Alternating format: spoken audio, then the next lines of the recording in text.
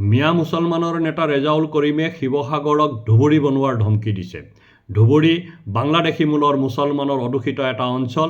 বাংলাদেশী মূলৰ মুছলমানে ভৰি পৰা এই অঞ্চলত অসমীয়া মানুহে নিজৰ ৰাজনৈতিক, সামাজিক, আৰ্থিক প্ৰভুত্ব হেৰুৱাইছে বুলি সদৌ অসম ছাত্ৰ সন্থাৰ উপদেষ্টা সমুজ্জ্বল কুমাৰ ভট্টাচাৰ্যই সদায় বিভিন্ন সভাই সমিতিয়ে কৈ থাকে।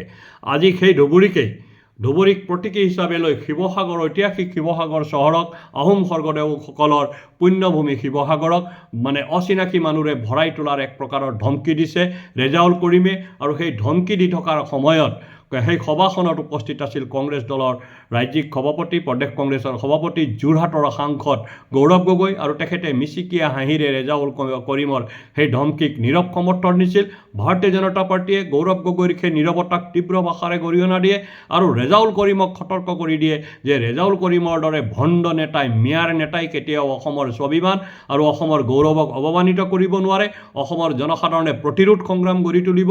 আমি শিৱসাগৰক কেতিয়াও ধুবুৰী হ'বলৈ নিদিওঁ, আমি যোৰহাটক কেতিয়াও ধুবুৰী হ'বলৈ নিদিওঁ, আমি তিনিচুকীয়া ডিব্ৰুগড়ক কেতিয়াও ধুবুৰী হ'বলৈ নিদিওঁ। প্ৰতিৰোধ গঢ়ি তোলা হ'ব। আমি কেতিয়াও এই আমাৰ খিলঞ্জীয়া থলুৱা মানুহৰ যি জেগা আছে সেই জেগাসমূহক আমি কেতিয়াও অচিনাকি মানুহৰ কবলত যাবলৈ নিদিওঁ।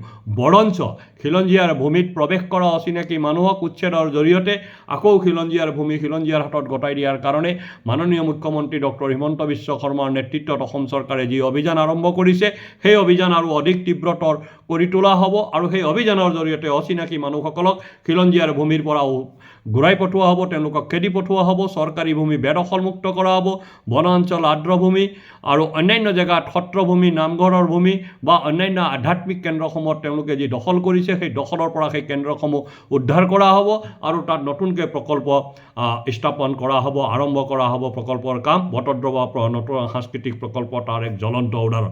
আকৌ এবাৰ কৈছোঁ, মিয়া মুছলমানৰ নেতা ৰেজাউল কৰিমে যি ঘোষণা কৰিছে সেই ঘোষণাক আমি প্ৰতিৰোধ কৰিম। তাক আমি কেৱল গৰিহণা দিয়াই নহয়, ভাৰতীয় জনতা পাৰ্টীৰ কাৰ্যকৰ্তাই ৰেজাউল কৰিমৰ সেই ঘোষণাক প্ৰতিৰোধ কৰিব। আমি কেতিয়াও শিৱসাগৰক ধুবুৰী হ'বলৈ নিদিওঁ, অচিনাকি মানুহেৰে আমি শিৱসাগৰ ভৰিবলৈ আমি কেতিয়াও অনুমতি নিদিওঁ। আমাৰ স্পষ্ট কথা, আমি প্ৰতিৰোধ কৰিম। সেই প্ৰতিৰোধৰ সংগ্ৰামত অচিনাকি মানুহক পৰাজিত কৰা হ'ব। বাৰে বাৰে অসমৰ ভূমিত অচিনাকি মানুহ পৰাজিত হৈছে, আকৌ এবাৰ পৰাজিত হ'ব। ৰেজাউল আটাইতকৈ দুৰ্ভাগ্যজনক কথা হ'ল যে ৰেজাউল কৰিমে সেই কথা ঘোষণা কৰি থকাৰ সময়ত গৌৰৱ গগৈ মঞ্চত আছিল আৰু গৌৰৱ গগৈ নীৰৱে সেই ঘোষণাক সমৰ্থন কৰিছিল আহি। আমি তাকো তীব্ৰ ভাষাৰে গৰিহণা দিছোঁ। গৌৰৱ গগৈৰ সেই আত্মসমৰ্পণক আমি চোকা ভাষাৰে সমালোচনা কৰিছোঁ। এই এক কথাত গৌৰৱ গগৈয়ে প্ৰমাণ কৰি দিলে যে কেৱল ক্ষমতা দখলৰ কাৰণে গৌৰৱ গগৈ ইতিমধ্যে মিয়াৰ ওচৰত আত্মসমৰ্পণ কৰিছে। ৰেজাউল কৰিমৰ বক্তব্য আৰু ৰেজাউল কৰিমৰ বক্তব্যৰ প্ৰতি গৌৰৱ গগৈৰ সমৰ্থনে এই কথাটোক স্পষ্ট কৰি তোলে।